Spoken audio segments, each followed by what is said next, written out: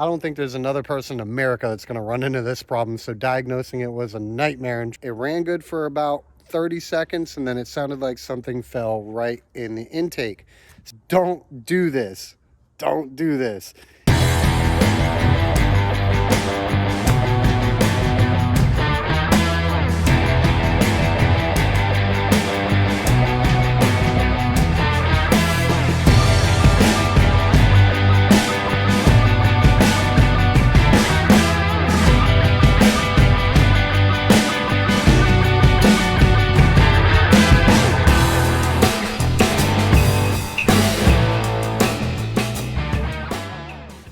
What's up, guys? Welcome back to another episode of the GM Outlet YouTube channel.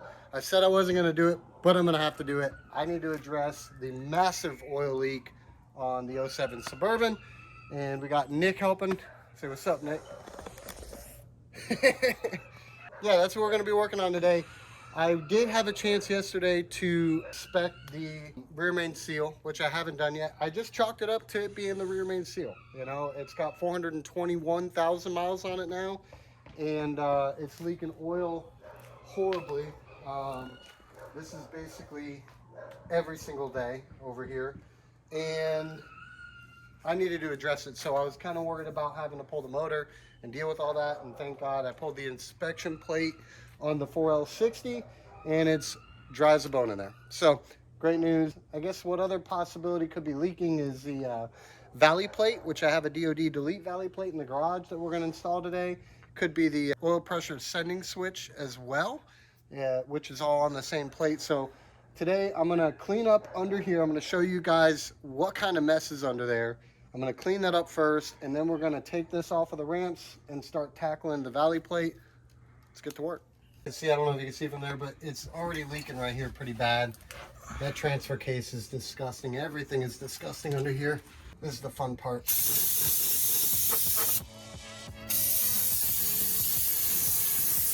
stuff gets in the eyes.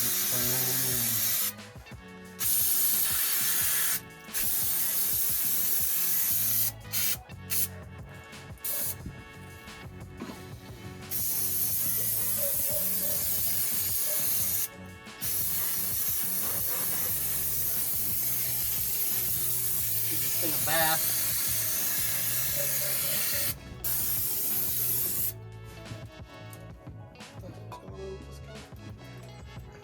Technical difficulties. Technical difficulties.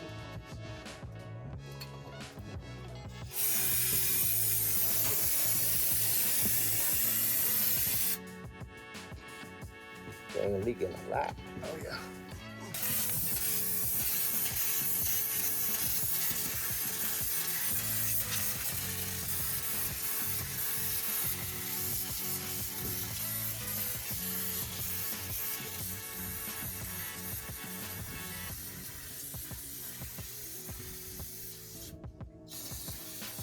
So this is another reason why it leaks as well. Definitely not the only reason, but as you can see, we got a new dipstick tube. This thing, the bracket right here detached itself and created some holes in there as well. So look how loose this is. I mean, you could put it anywhere you want.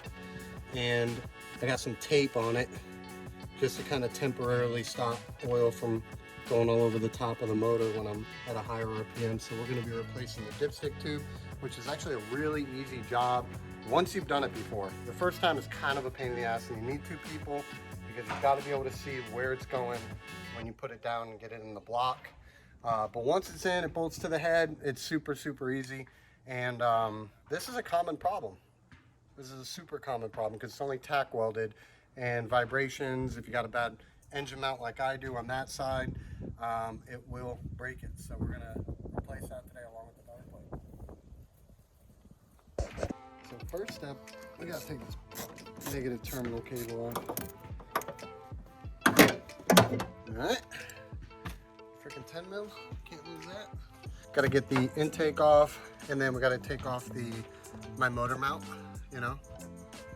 We gotta take off the alternator and the motor mount. Yep. And then once that's done and the alternator's out of the way, we can get the intake manifold off and start replacing this valley plate. I really feel like that's where the oil is leaking from. It could be the valve covers as well, and we'll see. DOT approved, by the way. What did you say? I said DOT approved, by the way. Do I get a flathead? Okay. Put this over there. Nothing, man. I'm maintenancing. Maintenance. Let's see if he does burn off for the car. Yeah, right? Burn out for the burn. Intake off. Super duper easy. Next thing we gotta do is get this belt off, which I freaking memorized the whole.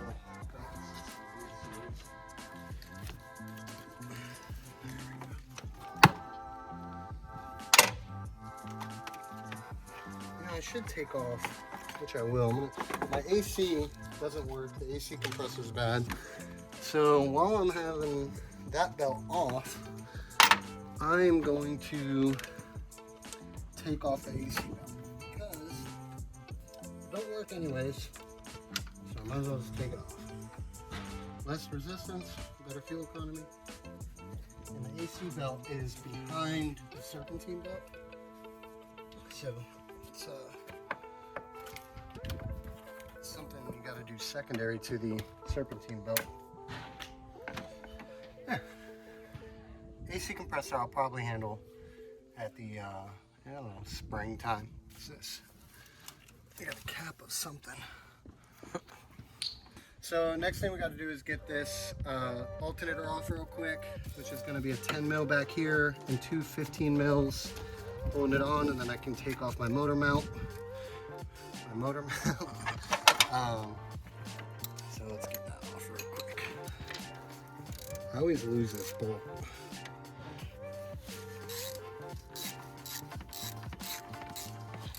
Actually, I think I'm gonna leave. I don't know if it's gonna let me leave the temporary motor mount. Might be able to leave it in place and not touch it.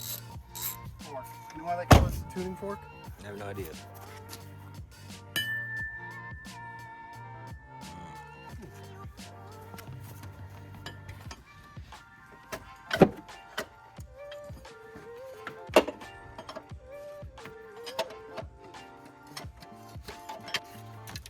Just come right off. Nice. Now we have access to the whole intake.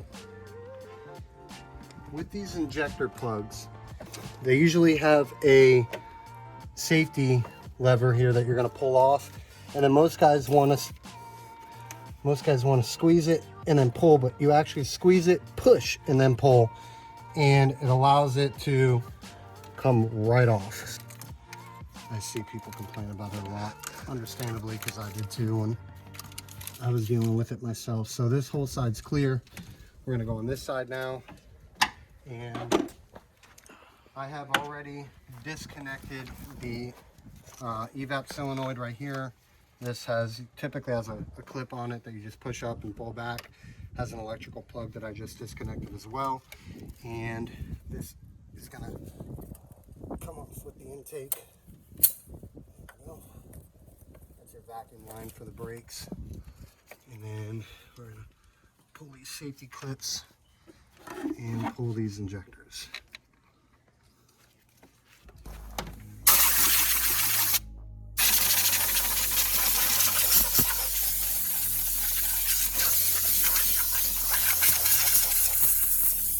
I like to unbolt the intake before I take off the fuel line, which requires a special tool. There's two of them, so I prefer the metal tool. It's just a lot easier.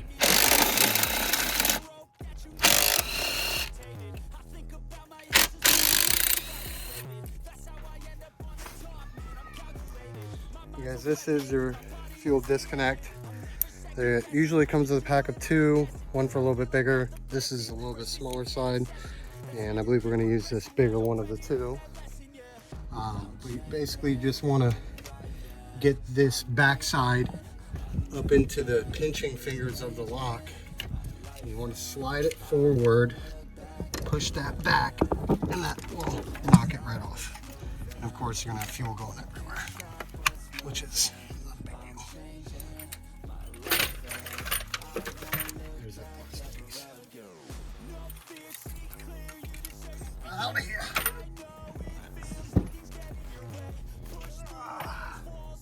Not a very difficult job. I think we're what, 30 minutes into it, maybe?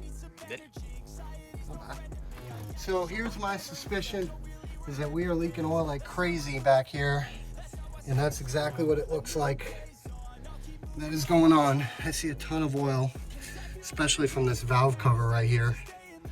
It seems to be leaking like crazy. Yeah,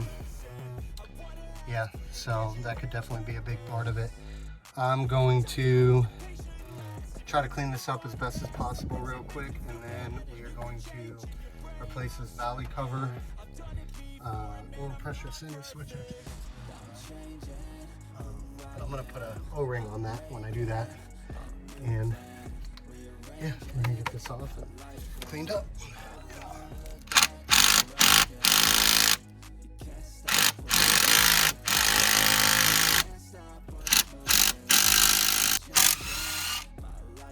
This is called the Valley Lifter Oil Management Plate. VLOM is commonly the term people use, but there are 4 solenoids under here that control the oil pressure for the active fuel management. And basically those 4 solenoids have one job, which is to take the existing oil pressure and boost that up, shoot it down into the block right on top of the AFM lifters, and that collapses the lifters about 80 psi worth of oil pressure. And we're going to actually replace this with another one that doesn't have the active fuel management solenoids. It's basically a plate from the 4.8 engine, because the 4.8 engines have the revisions for the oil galleys that this solenoid uses, but I'll show you here on the plate. It doesn't have the solenoids, but it does have O-rings that keep the oil pressure where it needs to be. And yeah, so we're going to pull this plate off, show you guys what that looks like.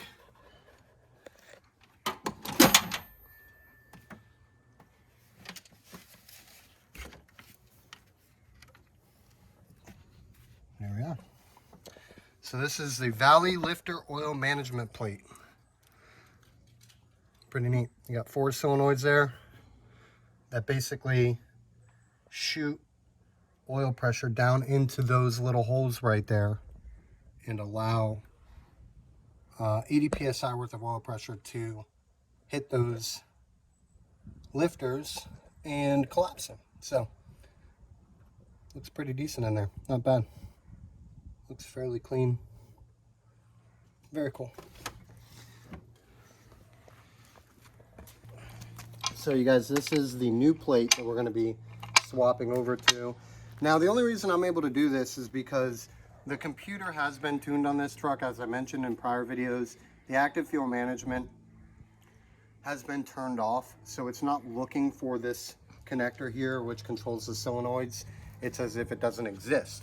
So, as you can see here, when you compare the two, these little O-rings right here are what block off those little they call them AFM towers, or there's a couple different names people use, but it blocks those off to maintain good oil pressure. If you don't have this, there are some other ways you can do an AFM delete essentially.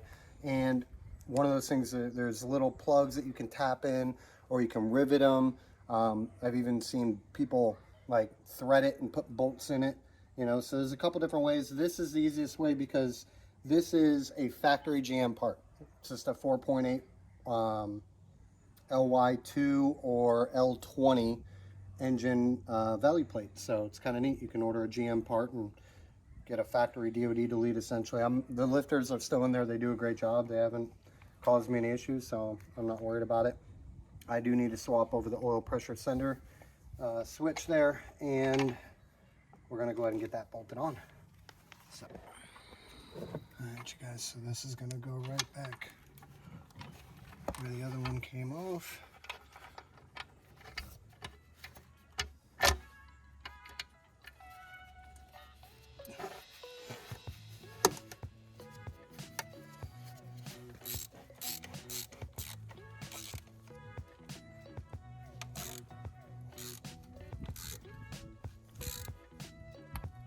click, click. You know how like on YouTube, everything goes perfect? Not today. I'm pretty sure on cylinder 1, 2, 3, on cylinder 4, this silver part of the AC Delco plug separated from the bronze or copper or whatever side of the plug that is, because it's just twisting. It's not coming off. So cylinder 4 is going to have that spark plug for quite a while. I am not messing with it. Get this last one in and then we'll pop that valve cover off. Oh, almost dropped it.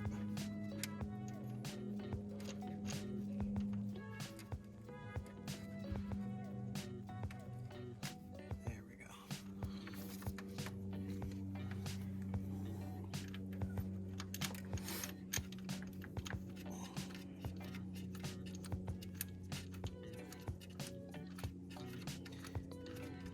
You can cut it.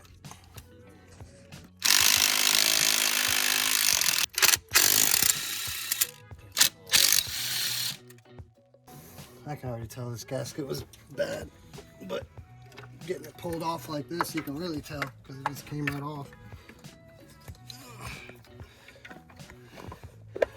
Here we go. 420,000 miles. It's kind of nuts.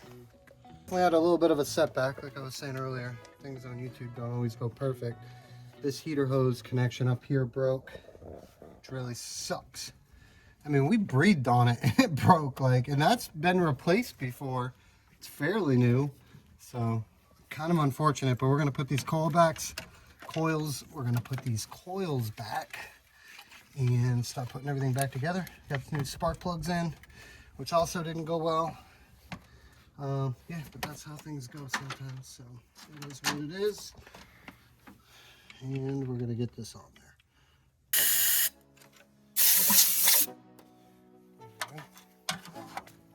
Time for the intake manifold.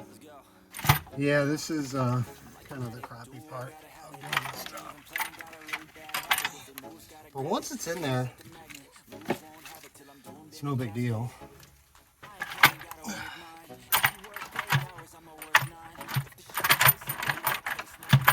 There it goes. Perfectly in place. So at this point, we're gonna start ugga-dugging everything down, and then we're good to go. On the alternator, this is what broke right here, you guys. So auxiliary heater hose, GMT 900 problems. Crazy. All right.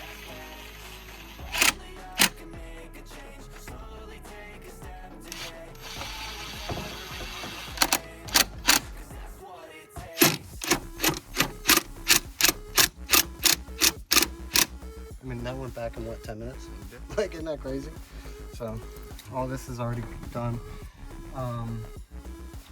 So just gotta get the alternator on, gotta get the belt back on, gotta get the intake back on, and pull the wire.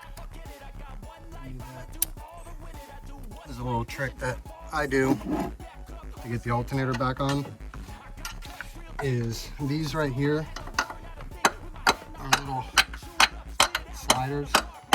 So these tighten up, these slide as you tighten up the alternator, and if you put them back a little bit, and it's a lot easier to get the alternator on.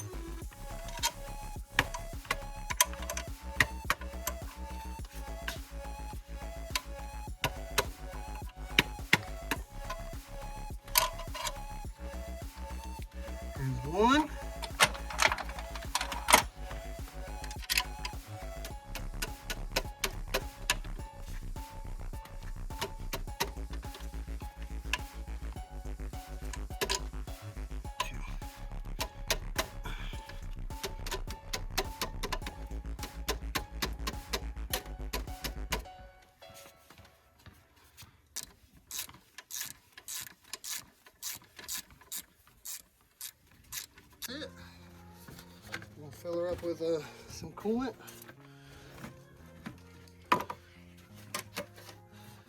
We should be good to go. No, hell no, don't put that pressure on me, Ricky. Oh yeah, Bo. Don't put that bad juju on. Go ahead and pour that right in there. Oh, okay. Yeah. Oh, I got that. Watch this. Come on. Ooh, I should do that in slow-mo.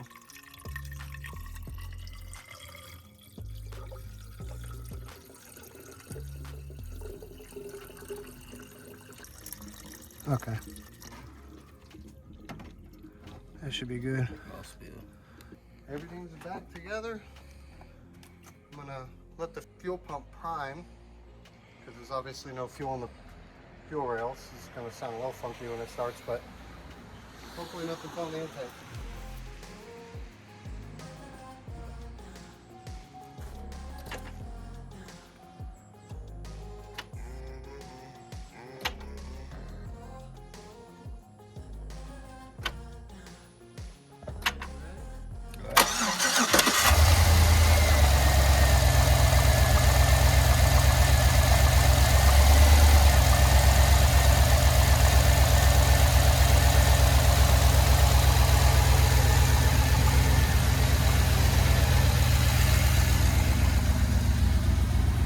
Take a look at that oil pressure right there. Oh, look at that oil pressure. Oh, yeah.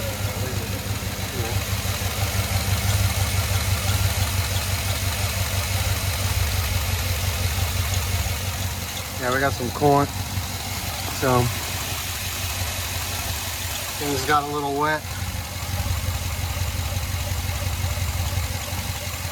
Not bad.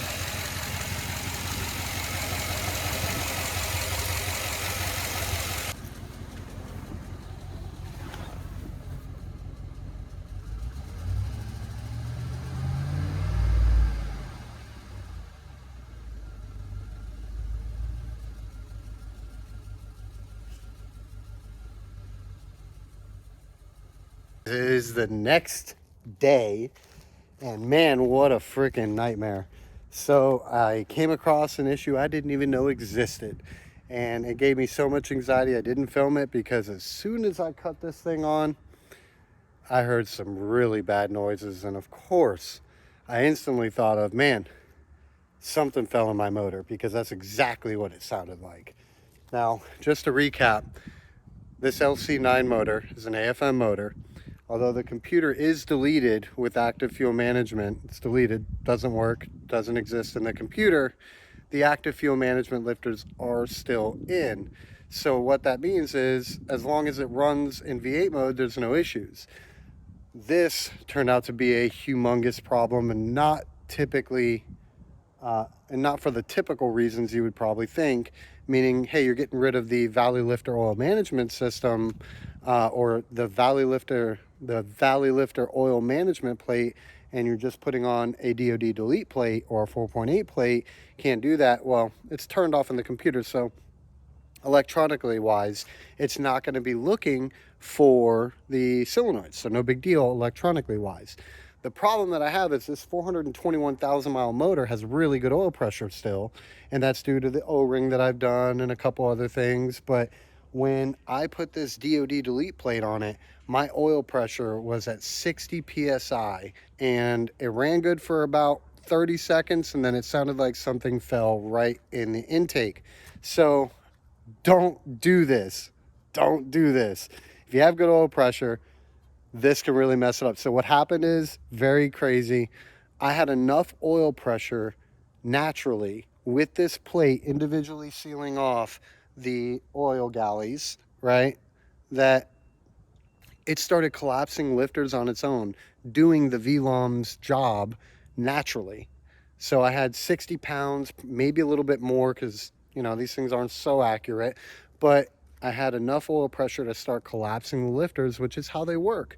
A certain amount of oil pressure will collapse the lifter. That's what the VLOM is for. So I did put the VLOM back on. I did create my own gasket to fix the oil leak, and it seems to have done a decent job, but I'm still leaking some oil from somewhere.